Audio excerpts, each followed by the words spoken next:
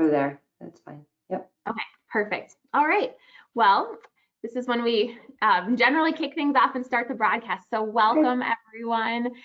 Thank you so much for joining us today. We have a really, really robust presentation for you, and there's a lot to cover. We're going to talk about family law considerations for COVID area divorces. My name is Liz Brigson, and I'll be your host today. And there's just a couple things we want to say to give you a warm welcome. So first of all, we just really enjoy hosting and presenting webinars to educate the audience of Adamy Valuation and friends and our colleagues and our associates. And so we're really pleased that you chose to join us today. We want you to get the most out of the presentation, and we have a couple really wonderful experts with us. So if you would like to ask questions, I want to make sure that you know how you can do that. So GoToWebinar has a questions box, and if you find that on your GoToWebinar control panel, you can pull that out and feel free to just say hi, let us know where you're joining from. We'd love to hear from you, and that's how you can ask questions as we go through the program today. So I'll be monitoring the questions, and as we switch from segment to segment, we'll make sure to take a pause and answer any questions that you might have. At the very end of the program, as we were talking about, if you joined us early, you probably heard us discussing, we have a survey. So we'd love to hear from you on what topics you have future interest in so that we can continue these conversations for you. So those are just a few quick items of welcome.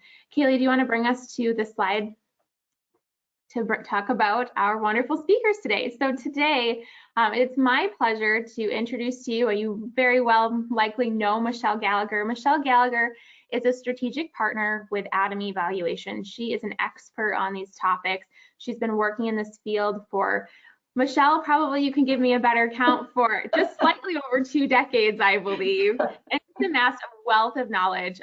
It's a pleasure to work with Michelle on projects, especially like this, because sometimes they can be complex, and Michelle just has the most creative problem-solving mind to really wrap her mind around a problem and come to the best solution for the client. So Michelle, I know you've spoken quite a bit this year on these topics, and you really had to dive in to understand the legislation changes. Do you want to just maybe tell us a quick moment about some of the places that you've spoken on these topics so far this year? Sure. So I've done many of these presentations since, gosh, probably April, when most of the new tax acts were coming out. I've done several for the AAML, for the state bar, ICL, and just a few miscellaneous local bar associations as well. So definitely have spent a lot of time this year trying to figure all this stuff out. Yeah, absolutely. So we're really glad that you pulled all of that together to present it to everyone in an hour and continue the conversation from there. It's also my pleasure to introduce to you Kaylee Simerson. Kaylee Simerson is a manager with Adamy Valuation, and she leads our Traverse City office, and she works on projects with all of us across the state. We're based out of Grand Rapids, so we have a chance frequently to work with Kaylee. In addition to being a leader, a project manager, she has served as an expert on divorce cases as well, divorce matters, and she's also just an incredible leader inside our firm as well. So she does so much of our recruiting and staffing and hiring, and Kaylee's just a wonderful, wonderful woman to work with. So with that, there's so much more to say about these two ladies. Their bios are at the very back of the presentation, so you can read on more along with their contact information. I know they'd love to hear from you, but without further ado, Kaylee and Michelle, I'd love to turn things over to you. Thanks, Liz. Okay, Michelle, do you want to kick it off? Sure. So not sure if anybody saw our brief article, but we sort of have mimicked this overview webinar on the topics we covered in our article that came out a couple of weeks ago.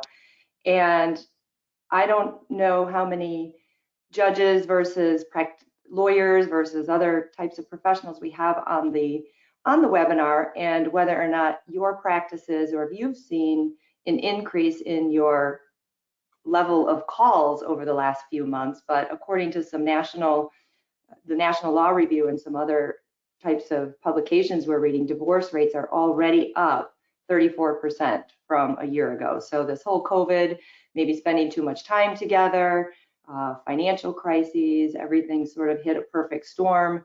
And if your practice isn't busy right now, stay tuned. I'm sure over the next few months, it will continue to increase in activity levels. So we definitely have seen a major uptick in our level of activity in this area. But the topics we're going to cover today is just, I'm going to briefly cover the tax acts. Many of them came into play in January and then April and some later in the year. I don't want to spend a ton of time on them. It might be more of a review for some folks, but I did just want to highlight some of the key tax acts impacting our practices and things you should be looking at and things you should be considering, requesting, talking to your experts about, talking to your clients about. Kaylee's going to cover some areas in business valuation and what we've been seeing as issues, considerations that we need to deal with this whole COVID era situation. And then we have some ideas to share with you on how to approach valuation issues, specifically how to settle these cases in these very uncertain times when you have these business valuation considerations and concerns. And then time permitting, we do have some alimony alternatives in the post TCJA era. So that's, remember, starting in 2018, the alimony deduction changes. If we don't have enough time to go through all of them, we certainly are going to be doing a series of these webinars and can dive deeper into those types of topics. So with that, let's dive into our overview of some tax issues. So the first one I want to cover real quick, this one didn't get a whole lot of press. It happened actually and became effective January 1st of 2020. It's the Secure Act. It was specifically related to retirement and retirement enhancement. A couple of things that I think impact some of the areas we work in is now IRA contributions. You can make them beyond 70 and a half. Used to be you had to stop making contributions to IRAs once you turned 70 and a half, so that's been removed. The other item, the required minimum distribution rules have changed. So you used to have to start taking money out of your IRA when you were 70 and a half. Now that's moved to 72. The stretch IRAs is something that occurs when you inherit an IRA. It used to be you'd have to stretch that payment over the lifetime of the recipients, and so you could actually stretch those IRA distributions after someone dies over a very lengthy period of time. But the Secure Act now requires it to be done over 10 years, which is a pretty big change, and folks are already starting to see much more inherited IRA monies coming to them quicker because of the 10-year maximum.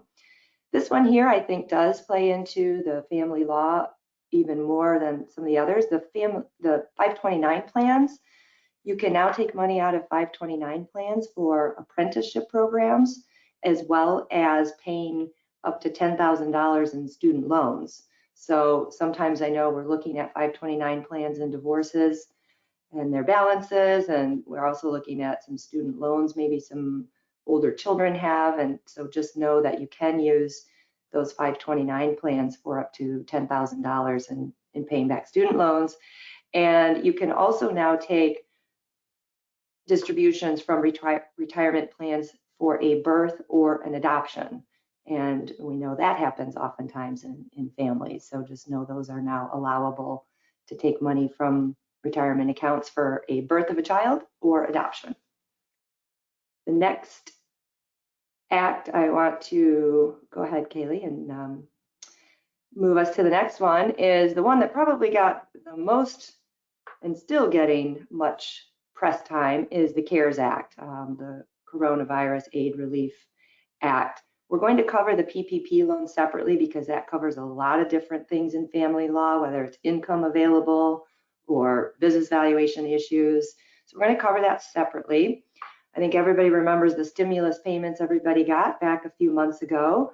And believe it or not, some people still have not gotten those stimulus payments. So for various reasons, but be sure to ask your clients at this point, as you're bringing them, newer cases on, or even existing clients, did they get those stimulus payments? And if they did, where did they go? Because there was a number of different ways those stimulus payments were made.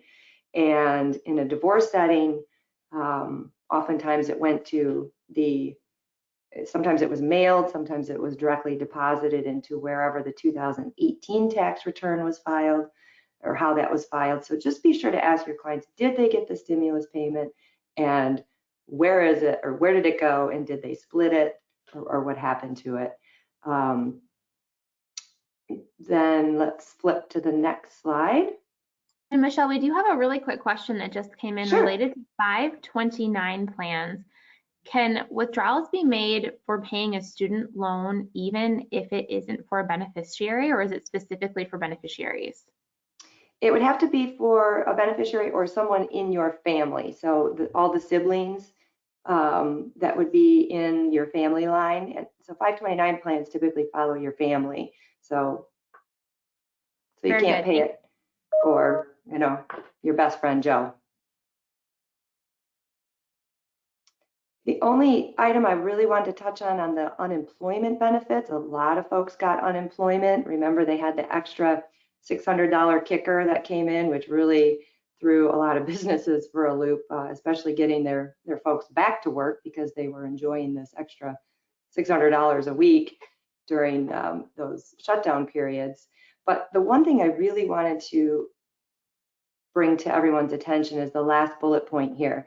Unemployment benefits are taxable, and oftentimes there's no withholding on them. So the party could have received several months, in fact, all the way up through the end of December of this year, unemployment, not necessarily the $600 per week, but unemployment. They may still be on it after 2020, but there may or may not be withholding on that. And there may be a pretty big tax liability for those folks when they go to file their tax return next year. And if you're in the middle of the divorce and the parties end up settling by the end of the year or sometime next year, who's going to pay for that tax? And have they set aside money to do that? So just be aware. And if you do have clients who are on unemployment during this year, make sure to ask or withhold that issue in your settlements on making sure there's somebody taking responsibility for paying that tax come filing their tax return next spring. All right, let's hit the next one here. A couple other high-level items from the CARES Act that impacted individuals. So remember, we talked about the required minimum distributions back in the Secure Act that don't have to happen now until age 72. Well, in 2020, according to the CARES Act, you don't have to take your RMD at all.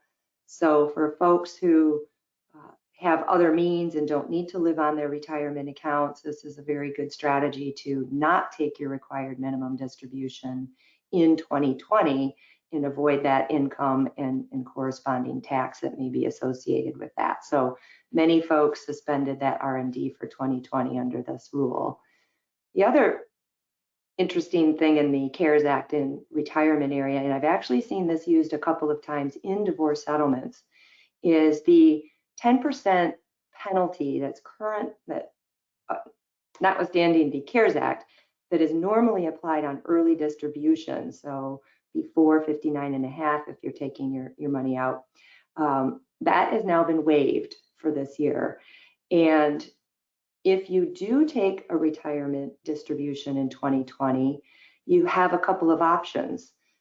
You can either delay your income recognition on that over a 3-year period, or you can actually you have 3 years to put the money back in if you want. So in order to do this, there has to be a corona-related issue or financial strain associated with it.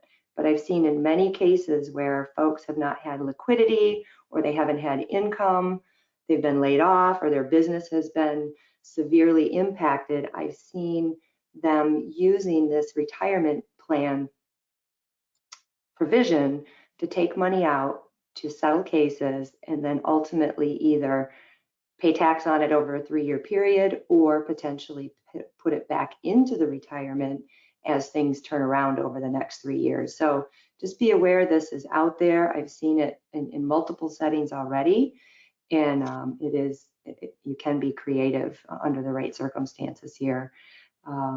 There's also been a suspension on some student loan interest here. So if folks are struggling financially and have student loans, they can take a break on making those payments.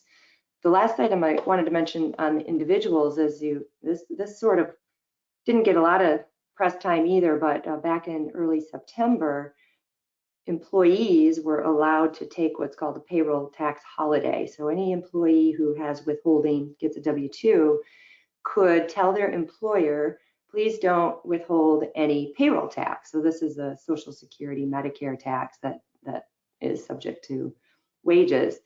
So between September 1st and the end of the year, employees could take this holiday. The problem with this is, and this is what you want to ask your clients, did you take this holiday? Because the taxpayer, the individual, has to pay those back. So it was just sort of a short-term loan, if you will, to not withhold those payroll taxes for the last 4 months of the year, but they will have to pay those back. And I'm not so sure people are going to remember that. Again, like the unemployment taxes come March and April when those tax bills come. So it's just a sort of heads up of a few questions you may want to ask your clients if they took advantage of these things, because there may be some embedded tax liabilities out there come next spring.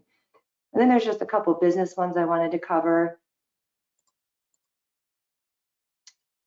I'm not going to go through these in detail. The only thing I want to point out on these business items is each one of these items could materially impact the business cash flow and ultimately income available and or a business valuation. So businesses were allowed to take a payroll tax deferral, meaning any of their portion of payroll taxes that they were withholding on their employees, they basically could defer having to pay those to the federal government until they had a 2-year delay. So they don't have to pay them until December of 2021 and December of 2022. So there's a liability sitting out there for those who took advantage of this, but it opened up cash flow for them throughout the year in 2020. So that is what happened with the payroll tax deferral for employers or businesses. And then let's see what the next business one is here. Another advantage employers could take advantage of retention credit. So up to $10,000 in wages, excuse me, of a credit per employee could have impacted employers who took advantage of some employee retention credits. Remember, the PPP loan and all of these things that the legislature passed was to help businesses stay in business and keep their employees employed. So they threw all of these different things at employers and said, here, use what you can. We want to help you with your cash flow. But this is an actual credit. So this is not something that has to be paid back. No embedded liability sitting there, but it is something that we need to look at from a business perspective and ask the questions and how it impacts income, available cash flow, and valuation. All right, let's see our next one. This net operating loss, this one you want to make a note of to talk to your business clients about and potentially your experts that you're working with. So what's happened here is the CARES Act basically put a hold on the rules that the TCJA started with net operating losses. So the TCJA essentially allowed, or I should say disallowed, carrybacks of net operating losses and only allowed you to carry them forward. And furthermore, if you carried them forward, you could only take 80% of taxable income each year. So the CARES Act basically put that on hold for anything that is happening here in 2020. So we're anticipating businesses to have, well, some businesses to have some pretty significant losses in 2020. And what the CARES Act allows those folks to do is to carry that loss back for up to 5 years. Now, I don't know how many of you remember, but 5 years ago was the pre-Trump tax structure, and tax rates were significantly higher. So what we're finding is businesses, from a tax planning standpoint, whether it was COVID or not COVID, are creating pretty significant losses in 2020 and carrying them back 5 years ago to get a significant tax refund. So there's a lot of tax planning going on right now at year end of these companies creating some pretty big losses to be able to carry those back 5 years. So there could be a potential marital asset out there in terms of a potential tax refund on a tax liability from anywhere from up to 5 years ago. So this, we've seen a lot of people take advantage of this, and I think more and more will. All right, that covers net operating losses in a nutshell. Okay, so now we're gonna dive more into PPP loans, but before we go there, do we have any, Liz, were there any other questions that came in terms of the tax acts? Yeah, thank you. Thanks for checking in on that. We covered the Tax Act questions, so let's go ahead and roll into PPP. Okay.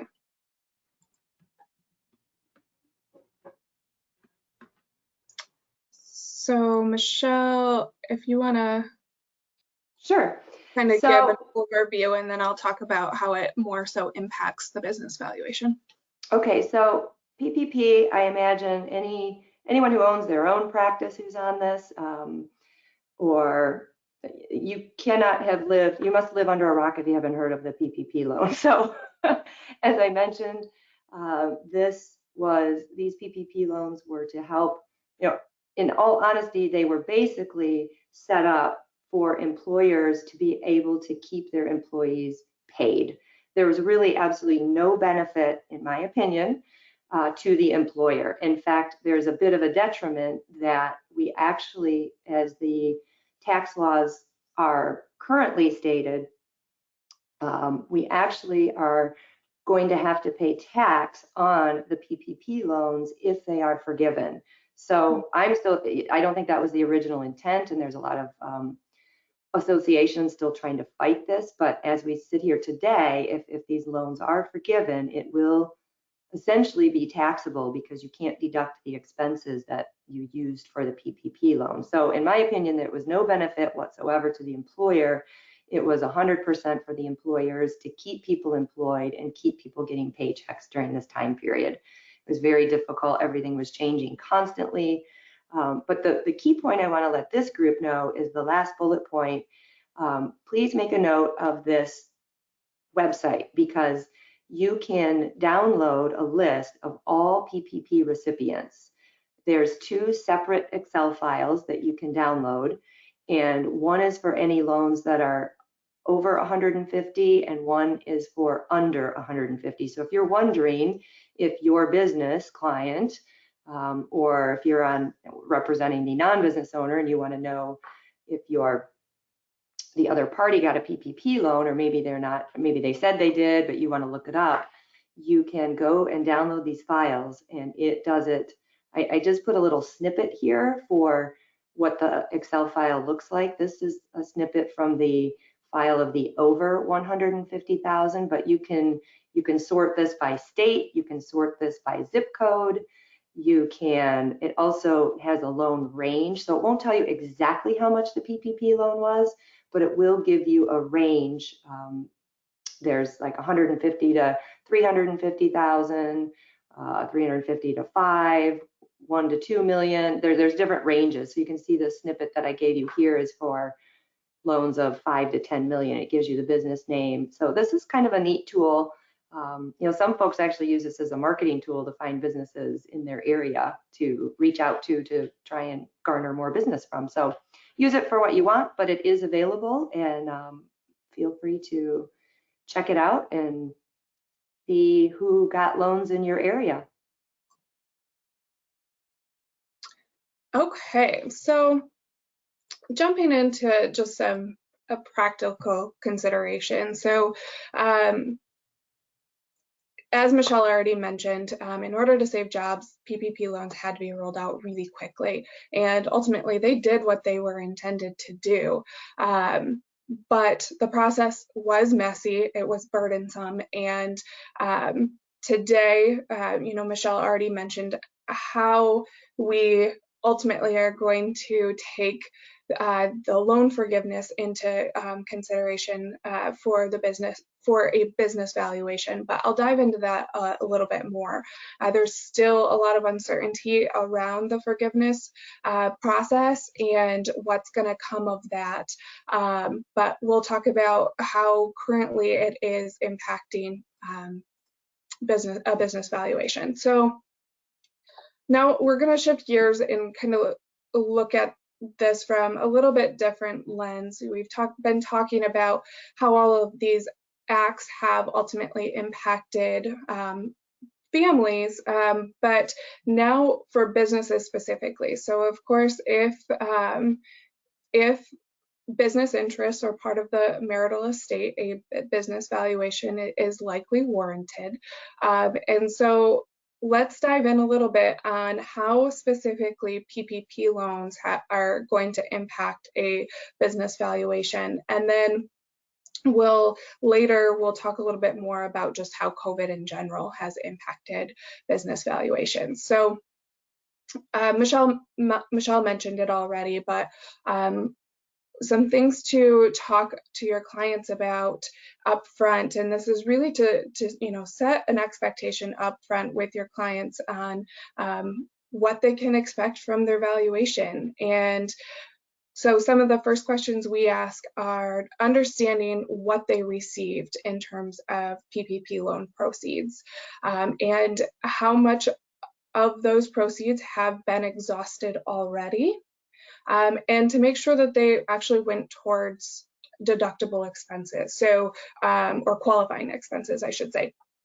So in terms of how they impact the value, as if we are doing a valuation as of today's date, we're going to see that PPP loan on the balance sheet for the company. So it is going to be a reduction of value. However, to the extent that it is expected that the loan will be fully forgiven, we're going to see an offset for that. So it's a net neutral impact.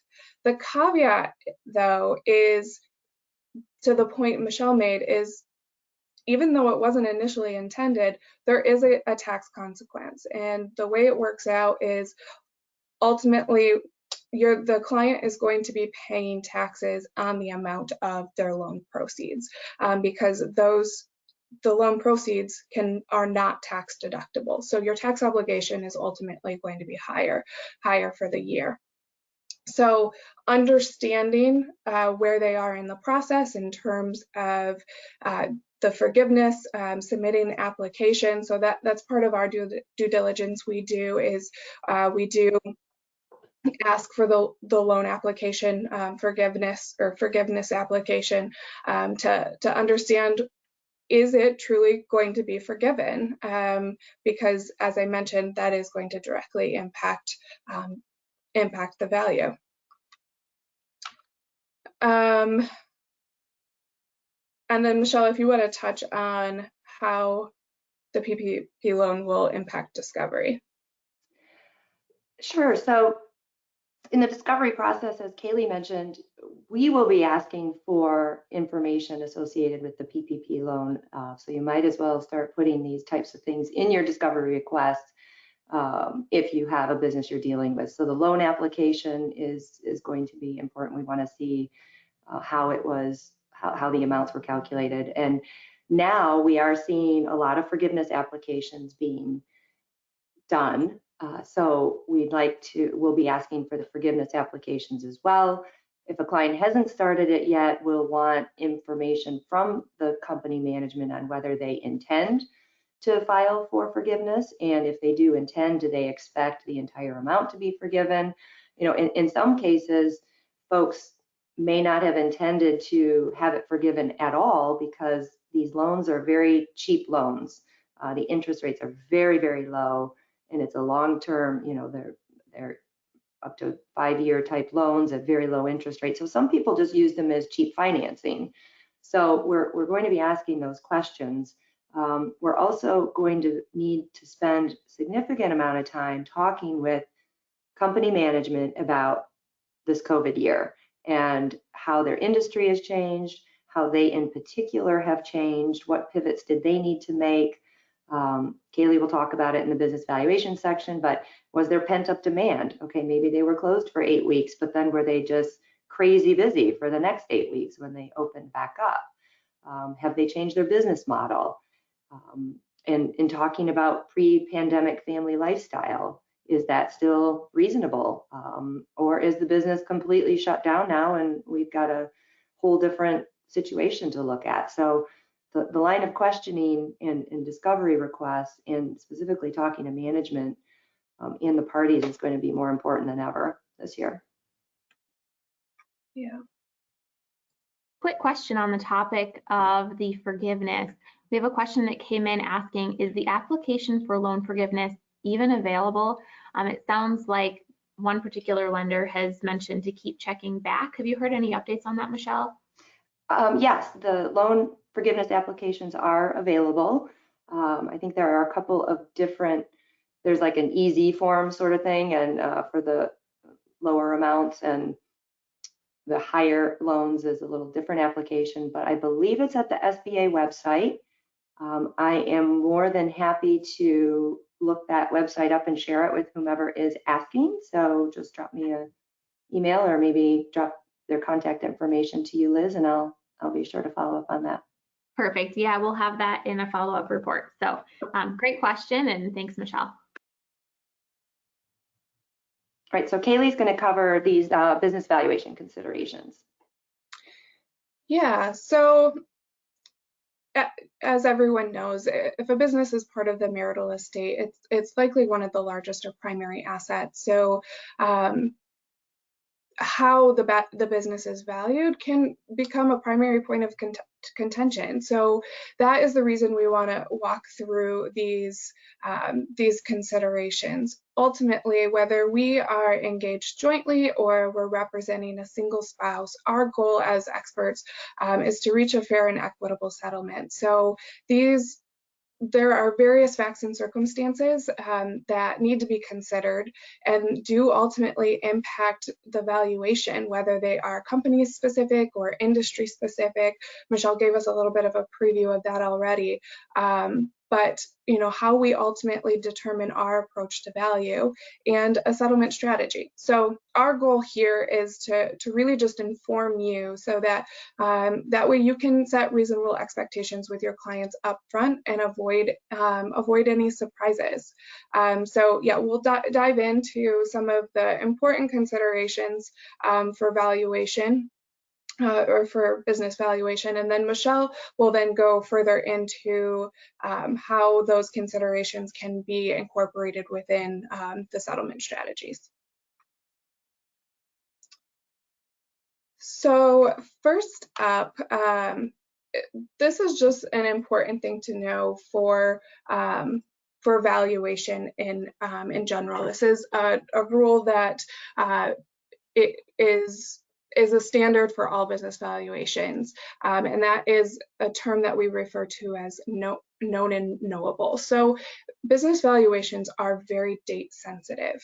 So what the information that you can rely on within your valuation is based on what was known or knowable as of the date of your valuation. So to give you two examples of what that might look like, if we are doing a business valuation as of today, we're doing the valuation today, but with a valuation date as of, say, 12/31/19, the information that we know, due to hindsight with COVID today, was not known or knowable as of the end of the year. So that's why I say it becomes very date sensitive and important to establish what that valuation date is and what information was actually available to you to make our assumptions in evaluation. So that will come into play more in the settlement strategies that Michelle will walk through, because there are different options that you can take as for settlement strategies that maybe consider what the business was valued at as of year end, as opposed to what it is now due to the impacts it has had due to COVID. So just an important term to understand. One other thing I'll add to that is reliance on economic data that was available as of the valuation date. If the data has changed, because everything is continuously changing, if we receive updates to economic data, but it came after our valuation date, it's also not considered because it was not known or knowable. So just an important term to understand. I just want to add one quick point on the valuation date, because this definitely comes up in a lot of divorce cases.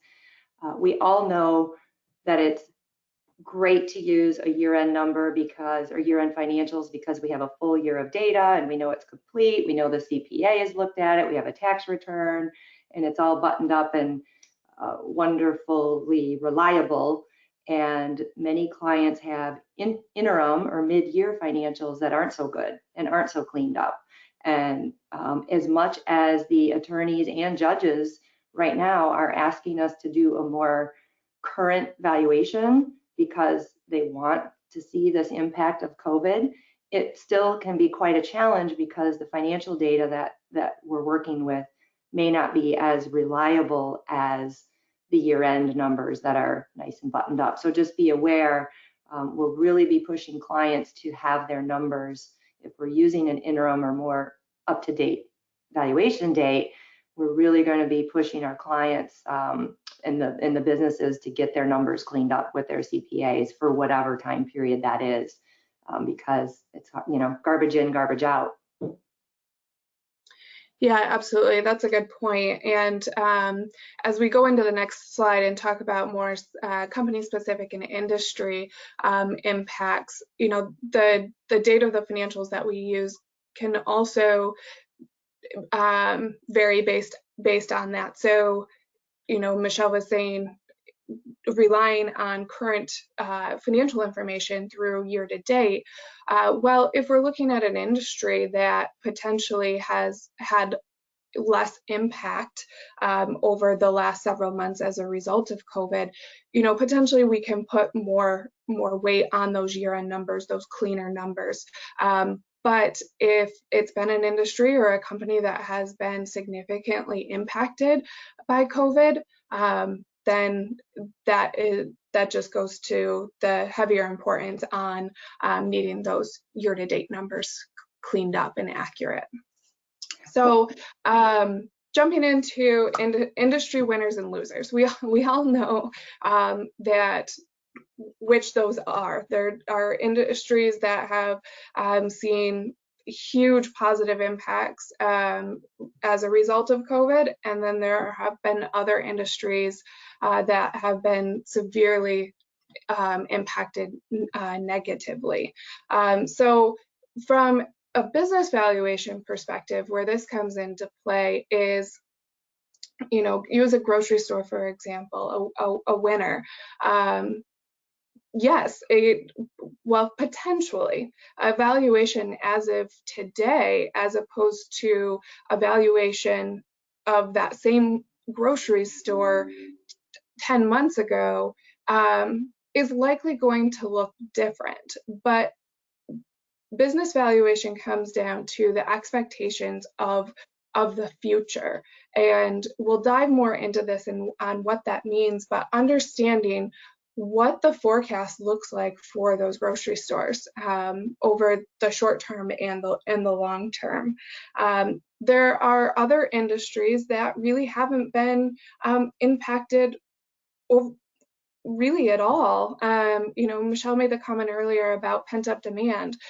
So we've been seeing this a lot in the construction industry. So yes, these construction companies, contractors were closed down for a period of time where they were receiving no revenue whatsoever. But during that time, they had all this pent-up demand, and once they were able to open doors again and you get out there and start working again, they had all of this extra work that year to date, their revenue numbers and earnings or profitability really haven't changed from where they were through the same time period last year. So those are companies that valuation is really holding relatively stable. So things we need to look at specifically is, has there been a structural change to the company or to the industry? So, you know, restaurants is a good example of, most restaurants have had to pivot in some way, shape, or form, whether that is, you know, outside service or, you know, pickup service and less dine-in seating. They've really had to pivot. Is that a long-term, is that just a temporary change, or is that a long-term structural change?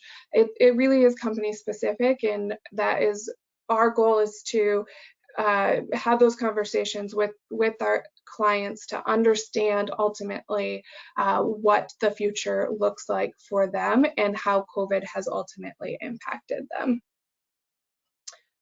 Michelle, anything else you want to touch on there before moving on? No, go ahead. Okay. So that really feeds right into our next slide, about how we value the cash flow. So for business valuation, from an income perspective, there are two different ways we can value a cash flow stream. That is a CCF, which is a capitalized cash flow, which takes a look at a single period of revenue and earnings, a stabilized level.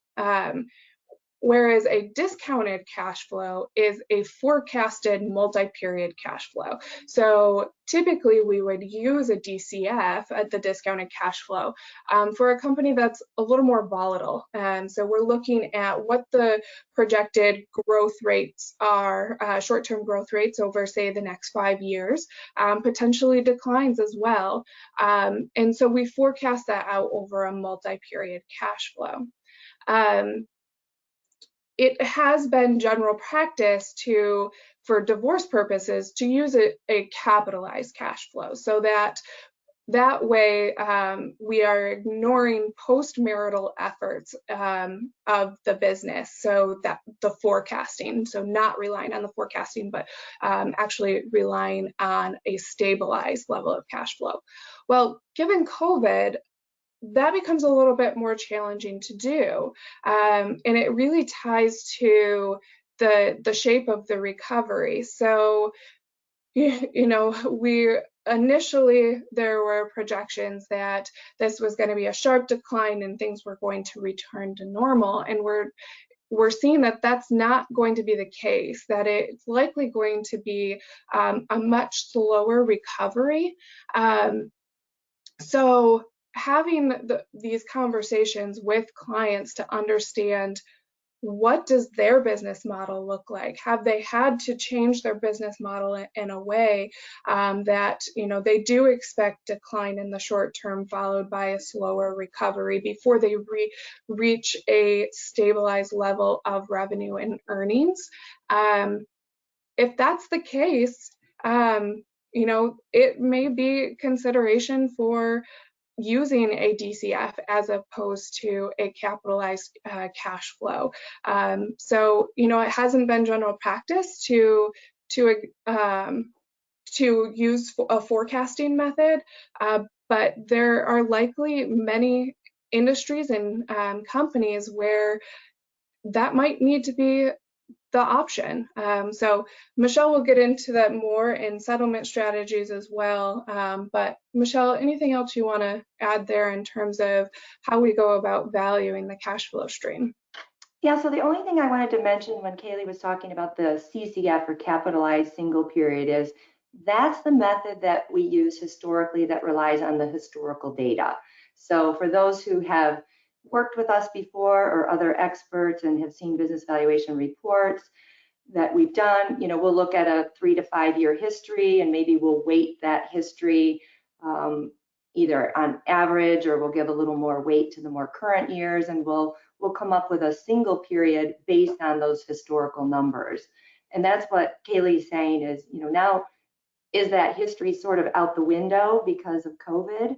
And in many cases it is, so we have to sort of shift now to, okay, well, if history's out the window, what does the future look like, and what can this business expect? And so I think our overall comment is, we're definitely doing a lot more of the DCF models, including family law settings, which some have argued over the years, as Kaylee mentioned, that wow, you're forecasting 5 years out, that's all post-marital activity. How can we rely on that? Ultimately, valuation is of the theory of the company is worth whatever cash flow is expected in the future. When we've done the historical look, we're still just projecting what we expect in the future. The other point I wanted to make is some people, and I've seen some valuation experts who are just saying, okay, well, 2020, in our valuation process, we normally do a normalization process, and we look at one-time issues and things that are happening in a company, and we'll normalize and get rid of them. So some folks are even saying, well, why don't we just ignore 2020 altogether? And if the company is expected to sort of recuperate next year or maybe in 2 years, why don't we just do that single period valuation out a year from now and present value that? So that's another way people are looking at it, is just, screw 2020, just wipe it off the books altogether in terms of the valuation process, still look at history for trends or information, and then try to forecast out what this company looks like in the future. All right, let's flip to the next slide. Absolutely. So I just wanted to mention, for those on the webinar who are a little more business valuation savvy, a couple of points here you can keep in your file. There's definitely some cost of capital issues or discount rate issues that have come up in this COVID. As we know, valuation, we have to look at the risks associated with the cash flow stream. And the only point I want to make on this slide is you can't double dip your risk factors. So if you're going to do a forecasting model and you're putting all of your efforts into forecasting what you think the cash flow is going to be, you've already embedded your risk assessment in the cash flow. So you wouldn't want to add additional risk in the discount rate because you've already done it in the cash flow stream. So my only point there, and again, work with your valuation experts to help you through this issue, is one thing we're seeing is some valuation experts are sort of double dipping the COVID risk in doing it not only in the cash flow, but adding additional risk onto discount rates. So just be aware of that issue and work with your experts to identify that. And then I think to wrap up the valuation, if I'm right, just a couple other items in the valuation methodology. We've touched on a little bit some of these, but another method that is often used in valuation is a transaction method, or looking at mergers and acquisitions in the industry. Unfortunately, most of the information that we pull from databases is mostly pre-COVID. And so, we're pulling data from transactions pre-COVID, so not sure the relevancy of what those multiples are in a pre-COVID environment versus post-COVID. And we're kind of taking a look at whether or not that method is truly reliable in this post-COVID, until we get some post-COVID transactions that may be giving us some less than reliable numbers there. We've talked about the pent-up demand. We have seen it absolutely in many industries. Kaylee mentioned construction and contracting, but a number of them are still on pace this year compared to last year, year to date. So again, the valuation date comes into play.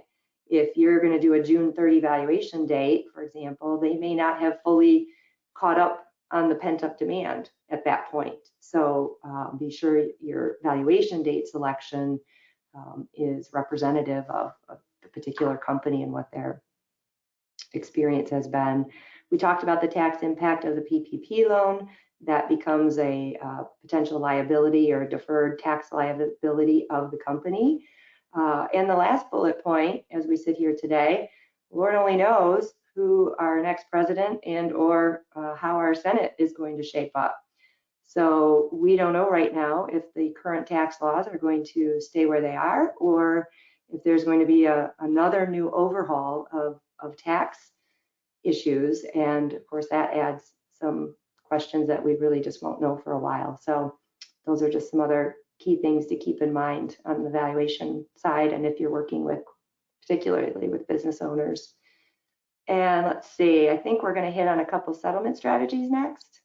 Yeah, the only thing else I was going to mention on that as well, just for general awareness, Michelle mentioned the mergers and acquisitions method that we use, and not having a ton of comparable transactions. Most of our transactions predate COVID.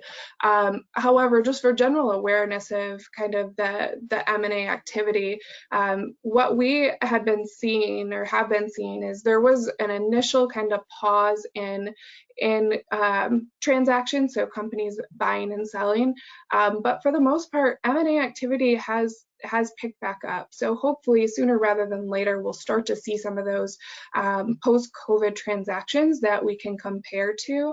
But unfortunately, we are in a little bit of a interim point in time where that information is just not available to us. So so we have to have alternative solutions to settling, and Michelle will get into that.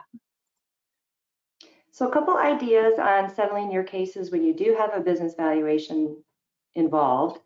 We've been seeing every one of these utilized over the last 6 months, but we know we like to be divorced when, as soon, a cutoff date, we're divorced. But some folks have been open to the idea of settling everything they possibly can, except for the business valuation. And I know and I realize the settlement process is big picture. It's everything. And some things you give and take on, and you don't necessarily, it's hard to set everything aside or set the business valuation aside and settle everything out. So I know it's a challenge to do this, but in certain circumstances, it certainly does work, and take the wait and see approach and decide, maybe we get through the whole year and we do the business valuation early next year and see how things are looking. Or maybe we made an entire year and see. So that's sort of the wait and see approach. The share and delay approach is similar, but in this case, the parties would sort of share in the fruits of the business during the time period, whether it's compensation, distributions, whatever it is. Again, agreements in place have to be pretty well written. The business owner can't be controlling things such that no distributions are made, or somehow not being fair to the non-business owner spouse in terms of these distributions or compensation. But to allow them, while you're waiting for the year to pass and waiting to see how things shake out, that they have an agreement that they equally share on those types of things during the process, during the waiting process. Another that we've seen and has been talked about by many valuation experts around the country is the best case, worst case, and then letting the judges, sorry judges if you're on the line, letting them decide what is the most probable situation. In that case, we can do several scenarios of business valuation. What would be the best case assumptions? What would be the worst case? What's the most probable? What are we seeing in the industry?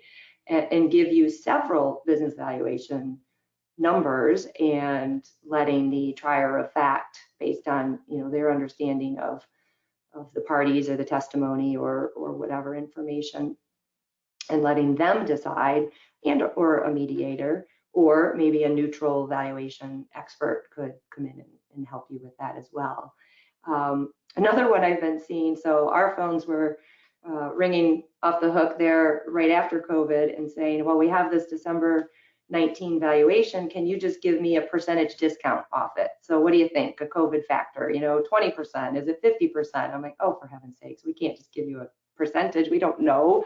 I mean, as you can see, there's a lot that goes into this. So some folks have found it helpful to still do a December 19 valuation and agree on a percentage discount based on a number of different things. You know, you can look at industry indexes, the stock market.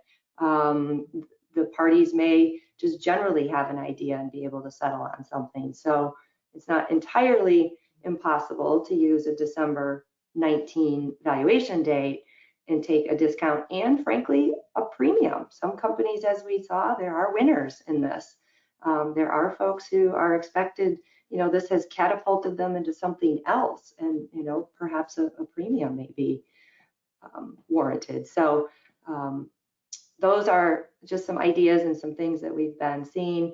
Doing a more current valuation date is always, you know, it's not on here because we kind of thought that kind of went without saying, but doing something as current as possible. But again, making sure we have reliable financial data in order to do that, because if it's not reliable financial data, the results are not going to be what you want. So I think have a final topic, and I know we only have about 5 minutes. So this is one of those I kind of early on, or if you were on early, we talked about we have the materials for you to look over, but we'll get through as many as we can, and we may likely do another deeper dive on this in a separate webinar. This isn't necessarily COVID related, but this we just wanted to share with the group and the audience, since it's applicable here, some alimony alternatives that we've been seeing since the post-TCJA era of non-deductibility of alimony. So just to kick off a couple of the ideas here, one, this is probably the most popular, is the use of retirement assets, and perhaps not splitting these 50-50 and giving more to the otherwise spousal support recipient, and having them have that retirement asset. They can take it out as income. Now, on the flip side, you know, there's no tax deduction in any of these. There's no real tax deduction benefit to the otherwise alimony payer. These are all just how to get taxable income or pre-tax assets over to the otherwise alimony recipient, who would then pay the tax on it. So in this case, it's a retirement asset, maybe not splitting those 50-50, giving a much higher amount to the other recipient. Don't forget about our quadro rules, where you can avoid the 10% early withdrawal penalty. And don't forget, with the CARES Act this year in particular, the folks can take those retirement withdrawals and not have that penalty, and they can even pay it back over 3 years. If you have a business owner, there are different types of retirement plans that they can potentially utilize to replenish those retirement assets quite quickly. Some of them are a little complex, and they would definitely want to work with their advisors on retirement. But a cash balance plan, for example, in some cases, parties can put, or business owners can put, several $100,000 into a year. So if they decide to give all the retirement assets to the other spouse, it could very well be they could replenish those retirement assets without issue in some cases. So use those retirement accounts. There's a lot of flexibility in them. And let's see how many let's go through a couple others here. Another technique is to, if they have investment accounts, to try and give the lower basis investments over to the otherwise alimony recipient, because when they go to sell those, they'll be creating a capital gain for them that they have to pay tax on. And the capital gains rate is a lower rate, but at least there is still some income tax being paid from those assets. So trying to separate out taking a hard look at the investment assets and splitting them between the parties can be a useful alternative. There's a lot more flexibility when you get into business owners. You can assign interest in the business. Of course, we know, You know, when people get divorced, they don't want to be married even in a business setting, but it can be used. You can also have non-voting and voting stock if you have more of a corporate entity, and partnership interests. We talked about you can even transfer income generating interest versus the underlying ownership of the underlying asset. So lots of flexibility in the business area. And I think with that, the other items here also are business related, and there's some additional reading that you can do on those with using preferred stock, covenants not to compete, and some other complex types of strategies. And again, I think we're going to be offering another webinar down the road that has all kinds of other ideas for you. Are there any other questions out there, Liz, that we need to cover? Yeah, well, this has been a fantastic overview of the valuation, the financial considerations for family law. We are right at the top of the hour, Michelle.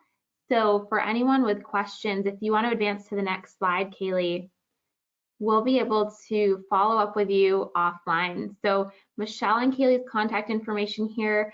When I was looking at this slide for them and I noticed they included their mobile phone numbers, I thought to myself, that's how you know they love what they do, because they're happy to take your calls. So any questions you have, just reach out to Kaylee or Michelle. There will be a follow-up email going out tomorrow, and that follow-up email will include a link to the recording and also email addresses. If you would like to request the PowerPoint slides, I do see that as a question, we would be happy to send those to you. So you can either respond to the email you'll receive tomorrow or reach out to Michelle or Kaylee to get a PDF of the slides. So thank you everyone for taking the time to join us. As you can tell, there's a lot here. When you close the GoToWebinar control panel, you'll have a pop-up box. That pop-up box is a super quick survey with 4 questions. And if you could go ahead and just respond, we'd love to hear your feedback, interest in future topics, and we'll definitely take your feedback into consideration as we're planning for the next family law webinar. So thank you again, Michelle and Kaylee. Great job today. We'll talk to you soon. All right. Thank you, Liz. Everyone. Thanks, everyone.